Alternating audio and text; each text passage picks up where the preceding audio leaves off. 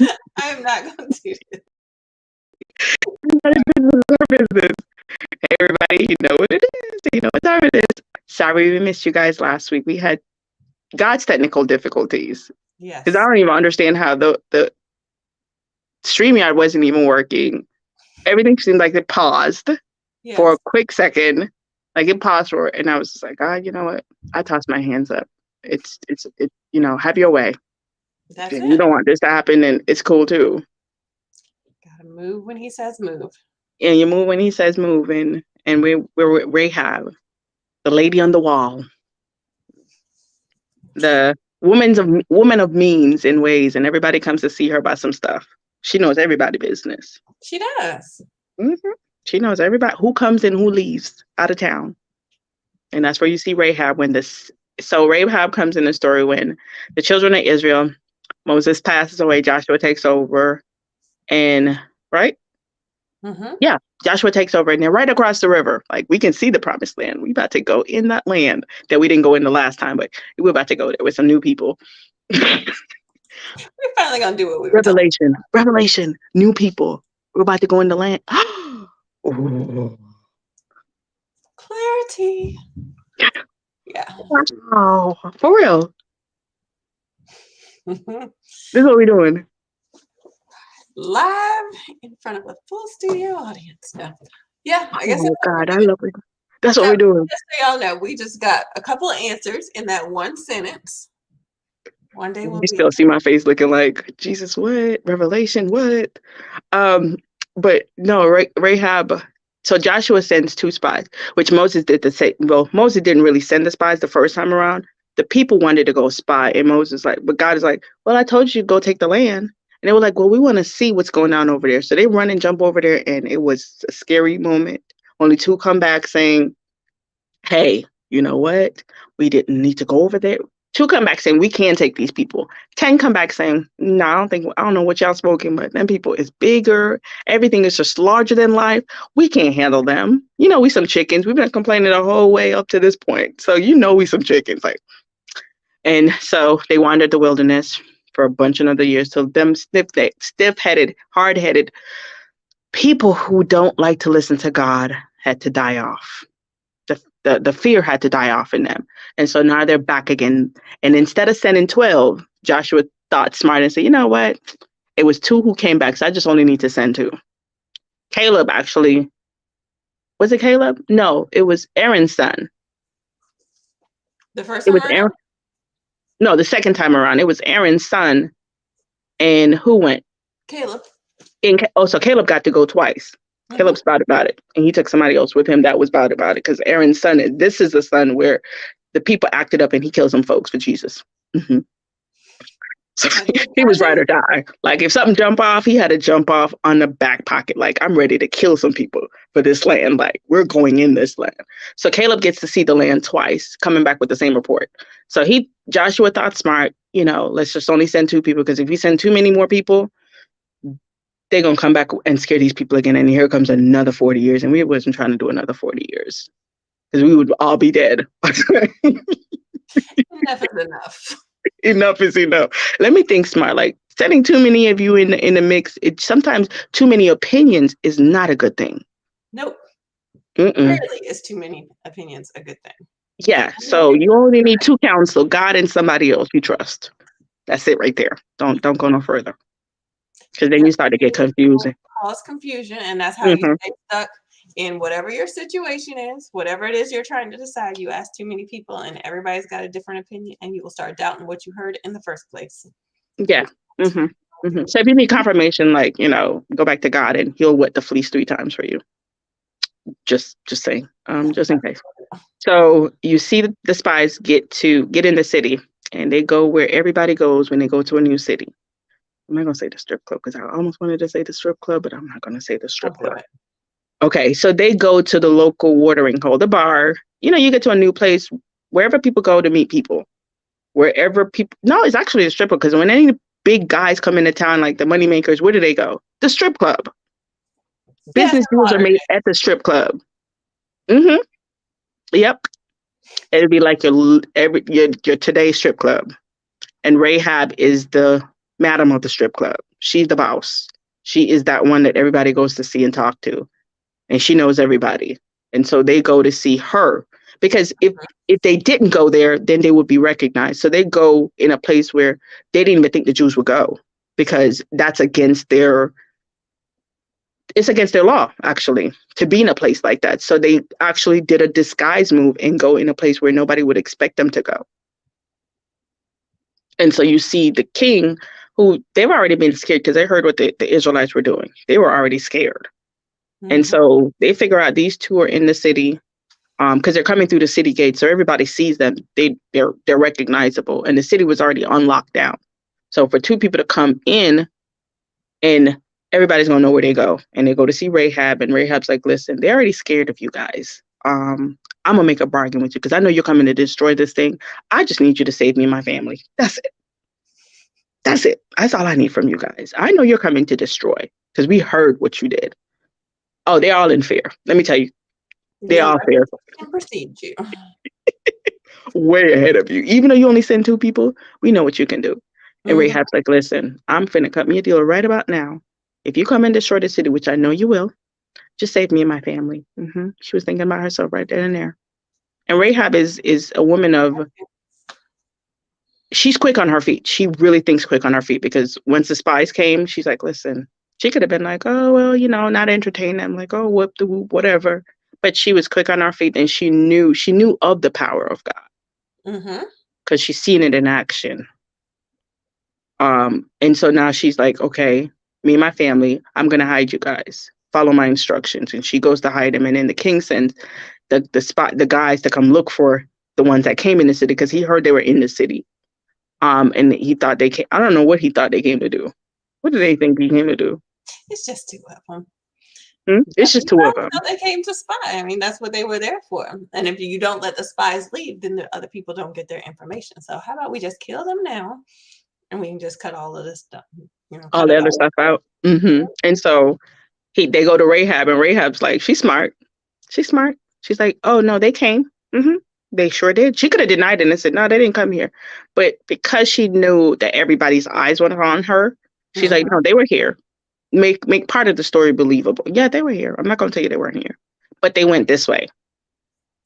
And my God, they followed her to the way they go.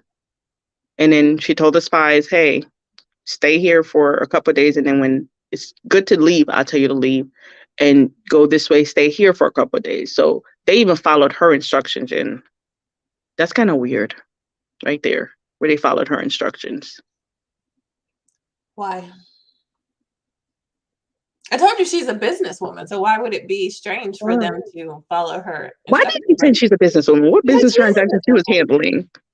She's a businesswoman. She has this business that she is running. She's the one that knows everybody's business. She is there serving the people, and it's not like she just serving the people, whatever.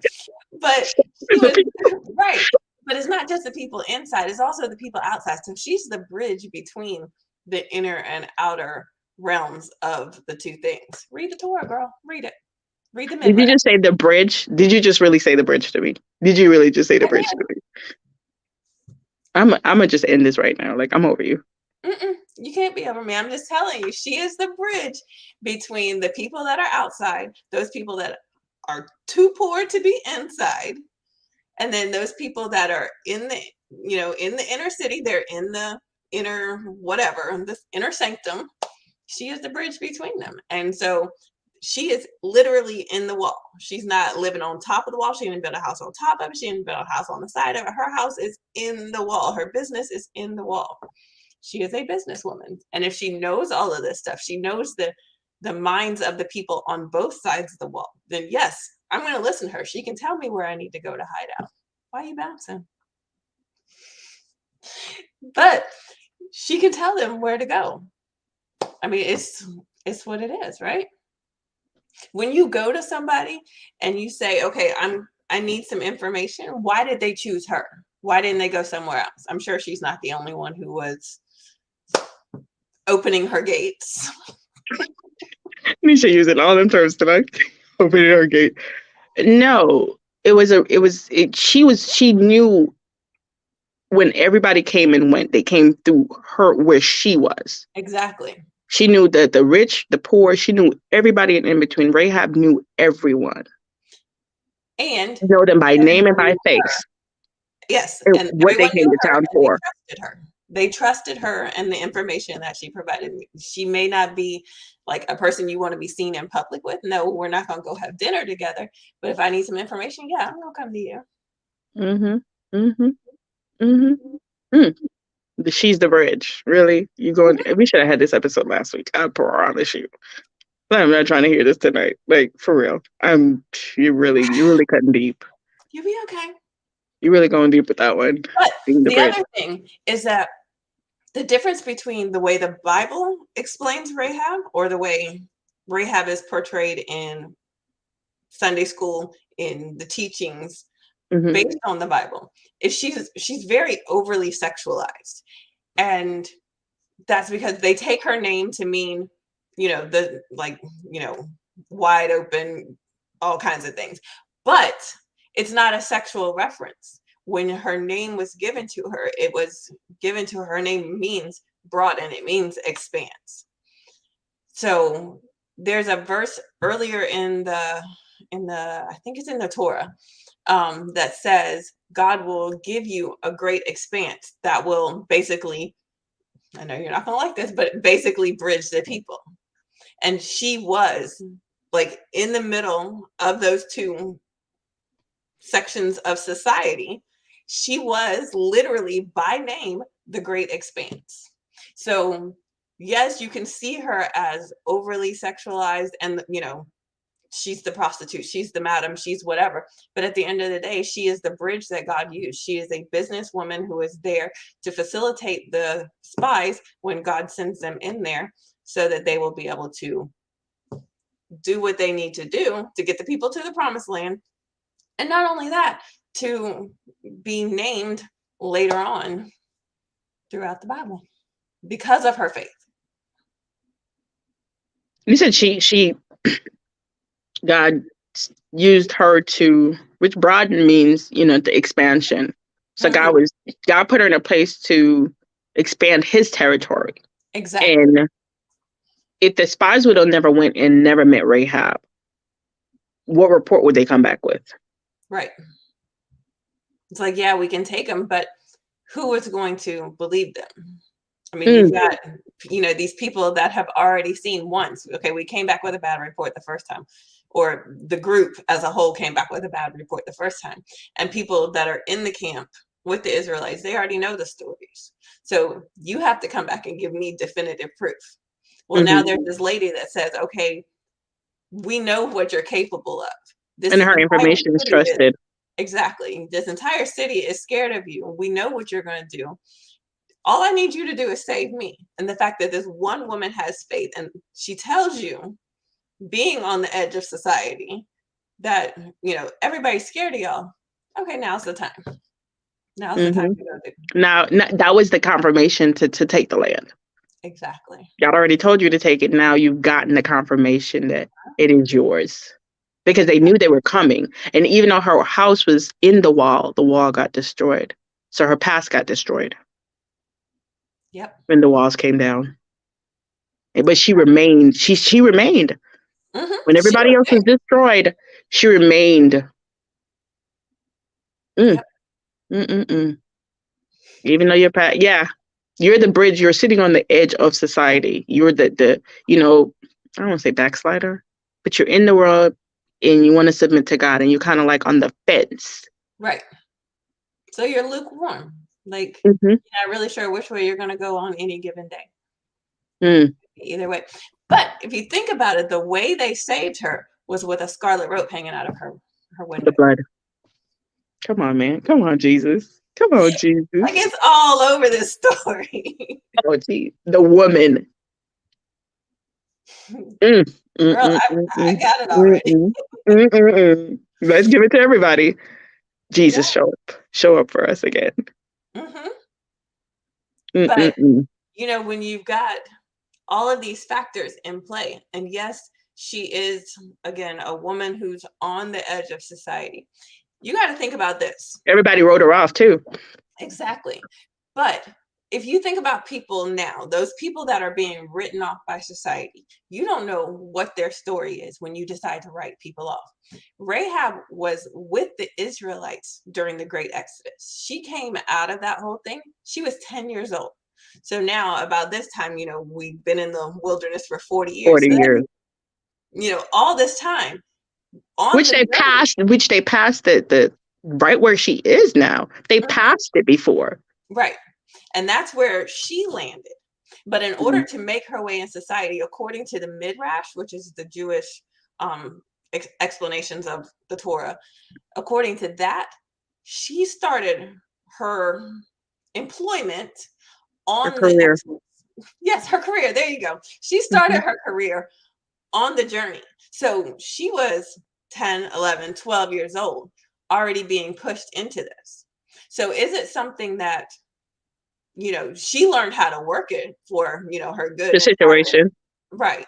But it's not a situation that she chose to be in at the beginning. You know what I mean? At 10 years old, are you really making a decision to have that career? Like most kids want to be a doctor or a firefighter. They're not lining up to say, I want to run an inn. But could it be where at this place in the journey, something was left behind? Like we're gonna say Rachel on the way and the children exile. Exactly. Something was left behind. Something was left behind. The well was left behind. And if you think about it, God always leaves his people in place. He puts people in place so that when you come to a certain point, he's already got somebody there waiting on you to give you what you need. He's already prepared everything. Ram in the bush. Ram in the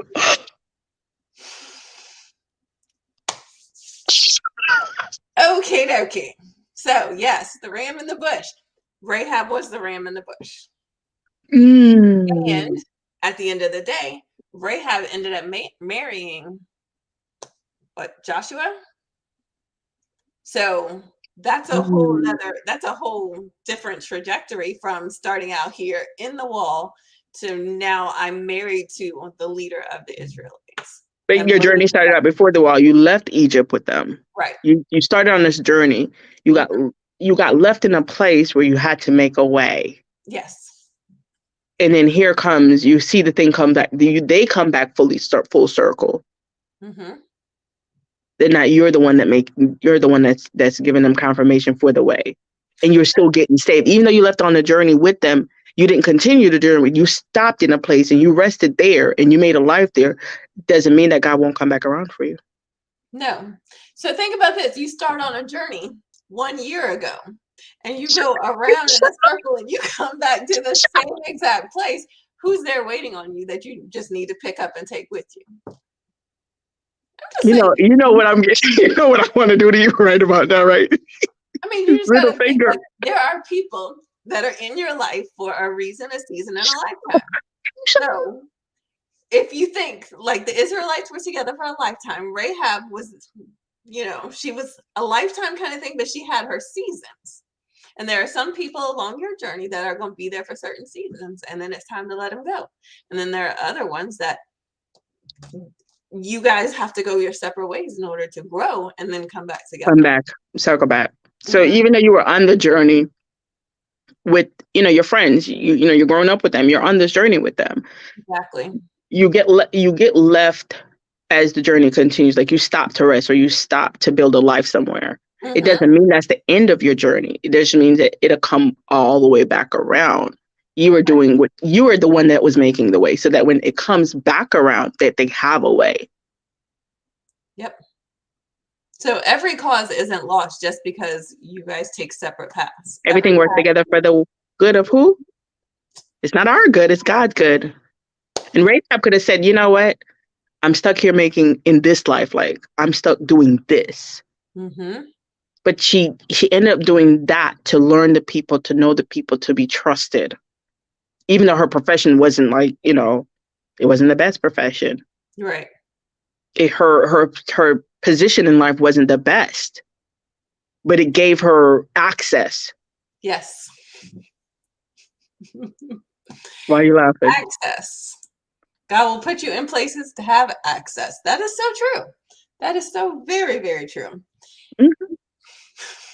So she had the access to the people, to the king, that the king would send a man to come talk to her Right.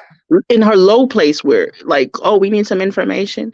We know everybody that comes through the city is gonna. She had the favor that even it's not the favorable situation. It's not a favorable situation, but you still have the favor. Mm-hmm. So sometimes, you are the Rahab where you're not in a favorable position, but you still have the favor of God. You see that with David. David wasn't in a favorable position when he was on the run, but he still had the favor of God. And I think that's what a lot of us fail to realize is that just because we were anointed at a certain point doesn't mean we've reached our place of appointment.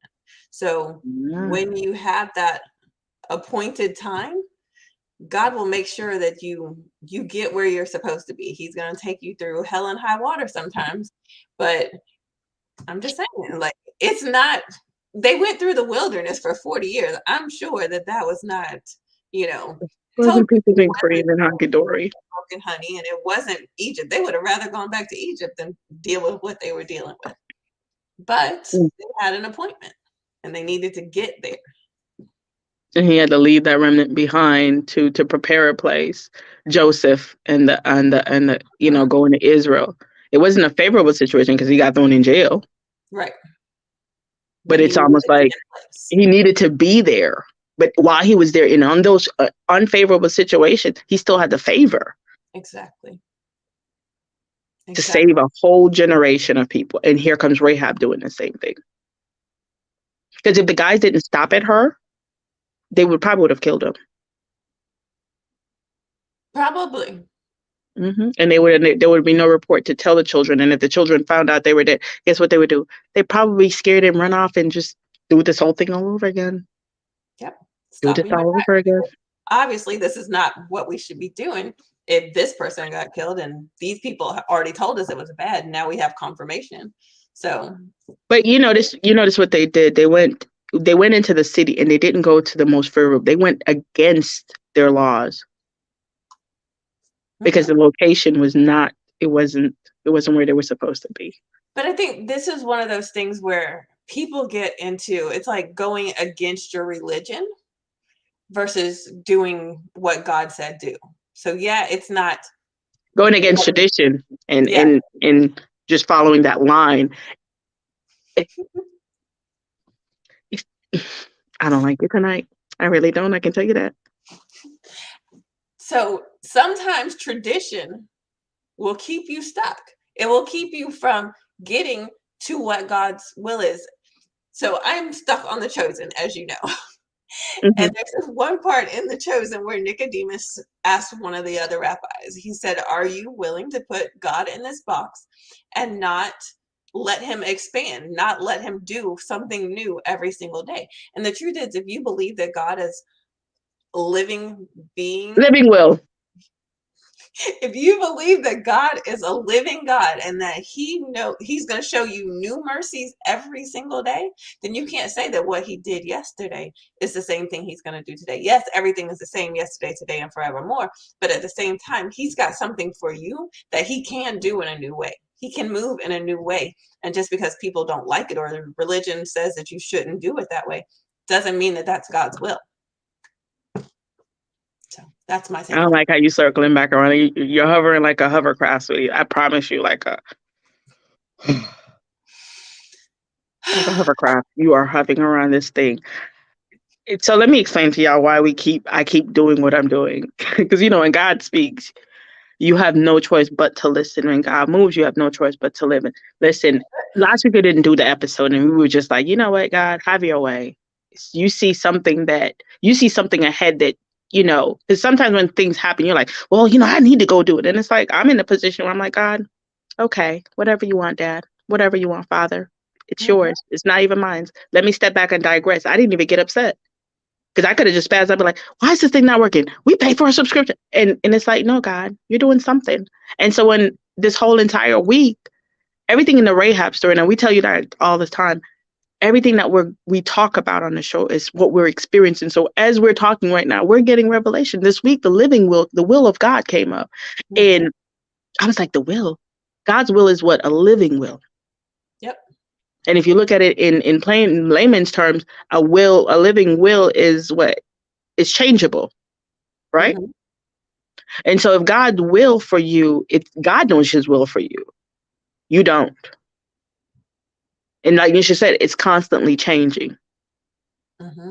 Now that doesn't mean that like your end result, he's gonna get you where he told you he was gonna take you. But think about this. If Saul had stayed in place and not, decided to move Almost out all on day. his own, then David wouldn't have been necessary. David was God's plan B. Saul was the one he anointed. So as people do what they're going to do, God adjusts. God is always Mm-hmm. adapting to, because we have free will. Mm-hmm. And It's God true. has free will to do what he needs to do in order to get us to where, he needs us to be to fulfill his purpose. And it's his will, not ours. It's his will. It's what he wrote out for us, not what we wrote out for ourselves. Is you always have to be in that place of not putting God in a box or putting a stopper on God because of, oh, well, it goes against, my traditional beliefs, or it goes against, it's like, no, what are you going to choose? Are you going to choose God, or are you going to choose what you've known, like leaning to your own understanding rather Right. than God saying, go do this? And it's like, because even if when God told Samuel to go anoint David, what did Samuel say? We already have a king. I was like, no, that's not what I told you to go do. I said, go anoint him. Yeah. Go anoint him.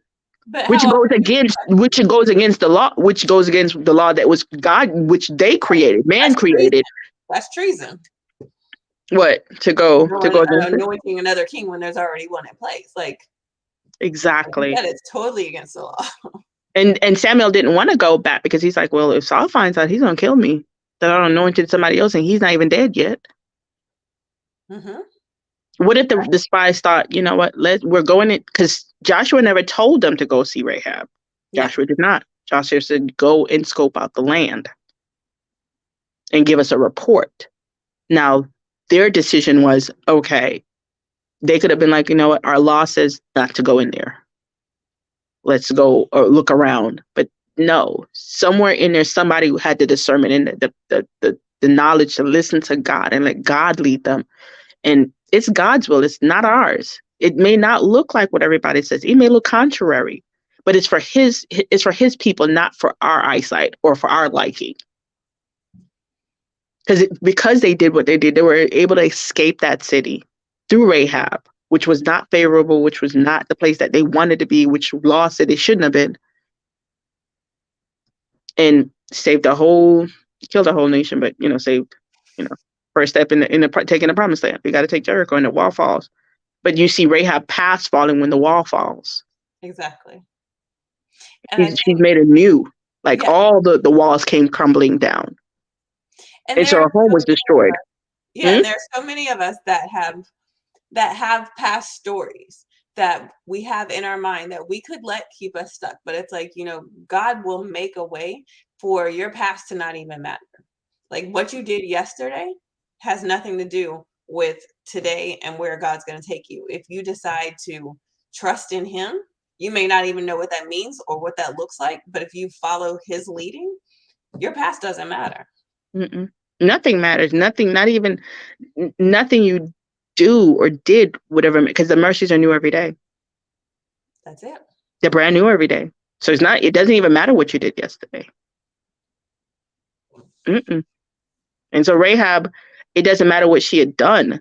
When those walls came crumbling down, when your walls come crumbling down, God's able to do miraculous things. When you let your guard down, God is. Let me stop talking. For real, for real. I'm gonna just chill out and shut. I'm gonna just stop and shut. Like she went through all of this and she's like professing, I know who your God is. I trust him. I know what he can do. And so I need you to save me so I can go with you and walk into his promise with you. Like this is not the way I was Conquer the raised. land.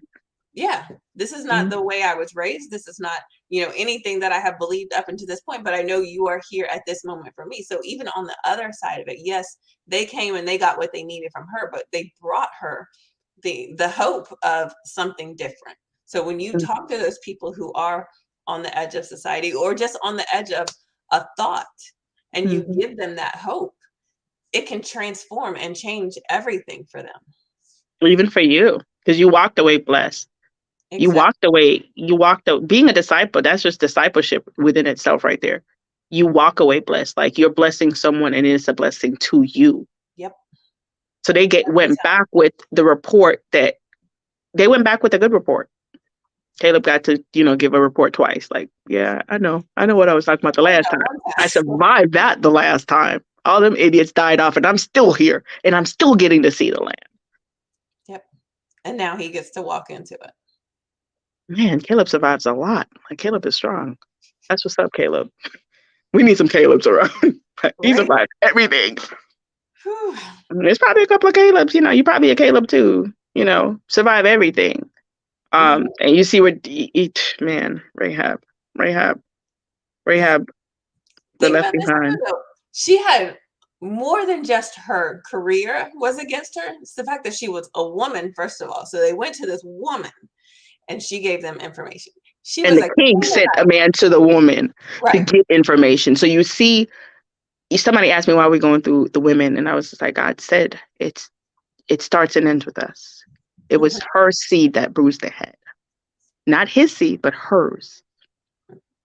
Just saying, y'all. Just saying. And she gives them this message, like, everybody's afraid of you. This is what's happening on the inside of this wall. And it's the same thing when Jesus was resurrected. The women were standing outside, and he's like, go.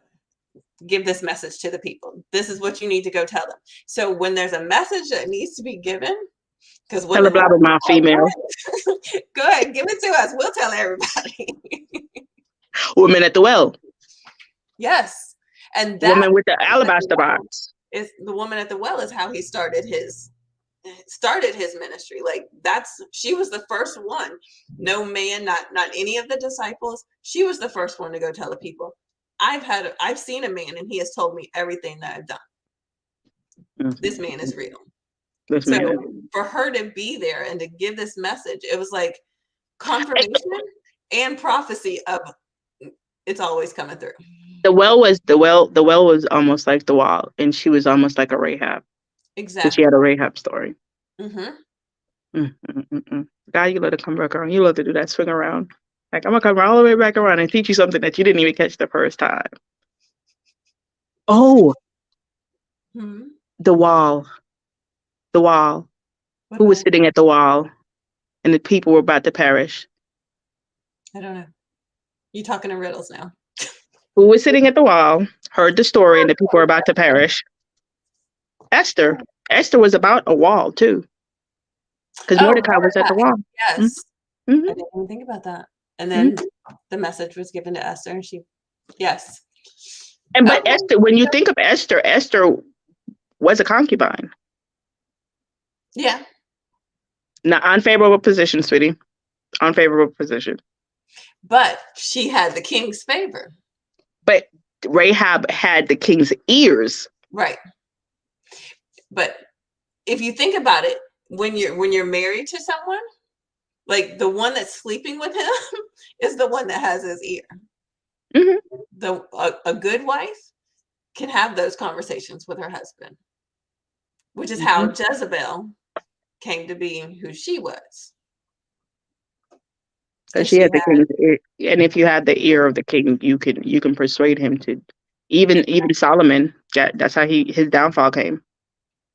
Yep. Too many nagging women. Too many opinions. Every time. All right. Well, yes, Rahab is always fun. She's another one that's near and dear to my heart. I tend to like the little riffraff of the Bible. I don't know why you like it. Awesome women who have. They're awesome women because they show you that your past doesn't matter with God. That's what they show you, that it doesn't matter what you did. He's still a redeemer. He still will wipe everything away. He will make you clean and new, and the things of the past is tossed in the sea of forgetfulness. Like, it's gone. It's long gone. Every time. God is good. All the time, and all the time he's what? God is good. All the time. we have been talking about all of these things, and I know you and I have talked about like the generational curses and all of that stuff. So one thing that I've noticed is that with each one of these stories, you can see the past repeating itself, but there's a woman that shifts. There's the storyline shifts with each woman that we've talked about. They do one thing differently. They change things 1 degree, and it changes the whole trajectory of things. That's generational stuff right there. You just need people think, oh, well, I got to do all of this. It's like, no. Shift one thought. Shift one action. Just one. Just one. And it has a ripple effect. Change one thing. Don't try to, if you don't have the power to change everything, change one thing. Yeah. And the truth of the matter is you'll never have the power to change everything. Like, that's not your job. Your job is to change what you can change. It's like the serenity prayer, let me accept and then change what I can. So, but that being said, I would like to invite everybody to the Mother Heal Thyself experience, because we are talking about breaking generational cycles and doing that one thing that you need to do for you to change the future generations. And it'll also heal your relationships with past generations. Even if they're already gone, you'll see them in a different light just by simply exploring the circumstances of what they were going through. The reason that I'm doing this is because my daughter is now 9 years old, and that is like the first story that I remember of like my greatest fear, like playing out. And this summer, she went through one of those situations. 9 years old, we were at an adventure park, and she had a very similar situation. But because I have shifted, I have worked over the last few years to make that 1 degree shift, she had a very different outcome. And she like put on her big girl pants and she made a decision to step out in courage. And that's something that I know that she's able to do because it's something that I've been working on. And like, I have no problem jumping off of stuff now. But because I made a shift, she has confidence at 9 that I didn't have. And so if we can all just make that one shift, and it doesn't matter, I know that it's called the Mother Heal Yourself experience, but it doesn't matter if you are actually a mother or if you are just a woman who needs to heal. If you affect the world in any type of way, if you are a mother, sister, teacher, a person who has a job and goes out and talks to people in the world, and you're holding on to past hurts, your ripples are not as effective as they could be. They are probably more negative than they should be, and you're blocking your purpose from coming full force. So I would invite you to join the experience. I will put the link down below so everybody can join. So yeah, that's my little spiel. So Mother Heal Thyself. Woman Heal Thyself. Exactly. You need it. You need it. Like, when we talk about generational stuff, when we talk about just even where people are now with their mental, the forgiveness, the broken relationships, if you're not healed, you're walking around with that stuff and you're not free. And who the Son sets free will be free indeed. Exactly.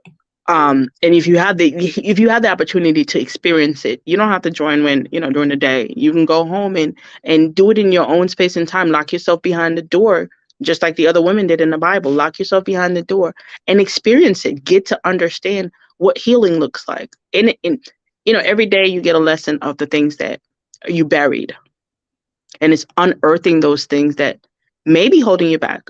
Experience it just to see, okay, am I holding anything back? Is there anything that would hinder me from building a better generation, being a better person, having a closer relationship with God? Like, I love the flyer. I looked at the flyer 3 times and got something totally different, like a different revelation. But I think it's women, we have the power. When you look at the stories that we've gone through, as Nisha said, one shift, one trajectory changed a whole. Sarah changed everything. Eve's changed everything. It changes everything, and it starts with us because it was our seed that bruised the serpent's head. It's our seed. It's our seed. when we want, communities to heal, we're mothers, we're sisters, we're wives, we're girlfriends, which still don't exist, but we're just going to say, We we have are, influence. every man came from a woman. They did. Don't care what they say. They came from a woman. Yep. Egg sits inside of a woman. Goes down to the fallopian tube and go through the uterus. Jesus, woman. Yep. He actually didn't even need a man's sperm because he came from the Father. Just saying, y'all. Look at the Bible. Woman. When you look at the story of Jesus, what do you see? It was women. I don't think Joseph even spoke, except for when the angel spoke to him, right? It was Mary that you saw popping up. Mary was all on top of it like white on rice. Every time. Every time. But had Mary not been in the right mindset, that could have gone totally different. Totally left. And that's why you need, for your own growth, even if it's not for anyone else, but for yourself, experience Mother Heal Thyself. Because you may not be broken. You may need another tool to propel you a little bit further, to pass on to somebody else. Like, girl, go listen to that. Like, that was just profound. We're going through it. So the next couple of weeks, when do we start? Next Tuesday? It starts the 13th, which is my birthday, just in case anybody was wondering. So this is my birthday party. Yeah, so we're doing her birthday party. I didn't get this, but what'd you say? Nothing. Anyway, it starts on the 13th and it goes through next Friday. So every day, 4 videos will be dropped live. So it's 3 speakers, and then there's 1 experience. The experiences will actually be open all week, but there's like meditation experiences, sound healing, so that you can like feel it down in your core. The whole thing is to connect your mind, body, and soul so that you can trust that inner knowing. And know, like, when you hear the voice of God, you can move on it. You know that it's him. You know that he's talking directly to you, and you don't listen to all the chatter. So every day there will be 3 videos released and an experience, and you can listen to them for 24 hours and then the next day. So we're going from the past, talking about, healing the past and our relationships with our mothers, our grandmothers. And then we're moving into like, what do we need to do for ourselves right now? And that's 2 days of like just working on yourself. And then the last day is, going forward to the future. So talking about your parenting skills and, how to have a better mother-daughter relationship with your own daughter, despite what happened way back there. Whether you have a mother relationship or not, that doesn't matter. If you have children or if you affect the future generation in some kind of way, it's going to help you. So, and then is it going to be open? How long is it going to be open for? It's actually going to be open through, originally it was going to be open through the weekend, but we're going to go up until the 24th, which is the night before Rosh Hashanah, which is like the Jewish New Year. So we're going to go all the way through the 24th, and you'll be able to watch the videos for that period of time. So if you just want to spend a little bit more time in a certain place, you can. And then you move to the next place. We will be coming in live every night to talk about the experience for the day. And so you guys get to, even if you don't get to experience it, you'll get to hear about the experience. So you can even get some insight if you have a busy life and don't have the time to, indulge, or you just want a little snippet. I will be going through the experience. I have a daughter. Love my baby girl. My mother and I's relationship, it's up and down. I love my mom. Love her. But I love that my daughter and I have this wonderful relationship, And it wasn't because I didn't take that damage that was passed on to me and put it on her. Like, right. I was like, no, we're going to build a different bridge. We're going to build a different relationship. Me and my mom are still building our relationship. And me and my daughter's relationship is still being built. Right.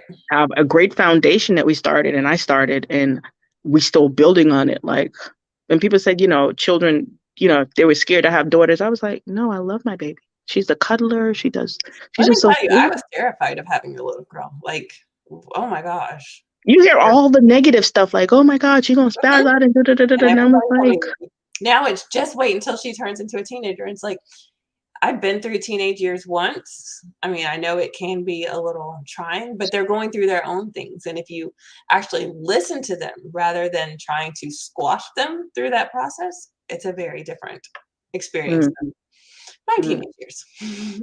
Yeah. So are we pausing next week? Are you pausing our episode? No. We're going to go through the episode? Yes. So Deborah's next week. For all you strong, independent women out there, man, I got a lesson in that one for y'all. I got a lesson for y'all because I'm experiencing a lesson right now in that one. And so, yeah, when we get to Deborah, you know, Deborah's almighty and all powerful, and everybody listen to Deborah because Deborah went to war. But Deborah was also a wife. Mm-hmm. So balance. Balance is always the key. Man, And Jay Miller will be joining us next week to talk about Deborah. She is a life coach who works with female leaders and going through that whole process. So it ought to be interesting. Ought to be interesting that we're talking about, and you know, we love some independent women. We make songs about us too. Yay! And we glorify us. And I'm not saying strength is not to be glorified. It is, but you have to find that balance between having that power and being powerful. Yep. And powerful, one thing that I have learned, and we'll save it for next week after that, but one thing that I have learned is that powerful is not always about like being aggressive and assertive. Sometimes having power with the people around you is just letting them know that you see them and that you hear them and you recognize, you know, I see the goodness in you. Rahab. Yep. Rahab had the power of influence. Yep. And how did she utilize it? She had the power. All these women have had the power. All of them that we've been talking about had power to influence, had power to do things, and what did they do with it? You've seen a couple of mistakes happen. Yeah. And it was rectified, you know, but who doesn't? You know, who doesn't? Right. We all have a Rahab. We all actually have a Rahab. We were on a journey, got left behind. We got stuck in a career. We got stuck in, you know, a particular place in life or a particular stature or a particular predicament in life. And it's not that God forgot about you. The journey, there were some people that needed to circle back around to get to you, to get to your appointed time in the story. If you think about just in terms of her journey, though, like if you think, you know, she left the Exodus and her career started when she was just barely getting started in puberty. So it's like, that's a traumatic event for anyone. And there are so many women that have gone through those traumatic events. But because she was in that place, she was able to use that to cultivate her strengths so that she would be able to help. So sometimes those traumatic events like make you who you are, like if you decide to use them for your greater good. They come into play. They come into play in your life. They come into play to save a whole generation, to save her family, while her past was being destroyed. Exactly. So it's not like God, you just can't stay with the red scarlet, you know. He got you under the blood all the time, all day, every day. We thank you for joining us. We'll be here next week with Deborah. For all you strong, independent women, come see us. Come check us out. Yeah, I got a lesson for y'all on this one. I'm pre Deborah right now, like pre Deborah. Like God is prepping me for the next episode already. He gave us some revelation tonight. I promise you that, because the whole bridge thing, the will thing. Jesus, I love when you show up, but come on, man, like come on, like don't do me like that. Don't do me like that. Oh man, it was good. Don't do me like that. Like don't make me feel like Charlene. Like come on, like. All righty, everybody. Thank you so much for joining us, and we will see you next week. Same time, same place. Cocktails in Christ. Bye. Bye, guys.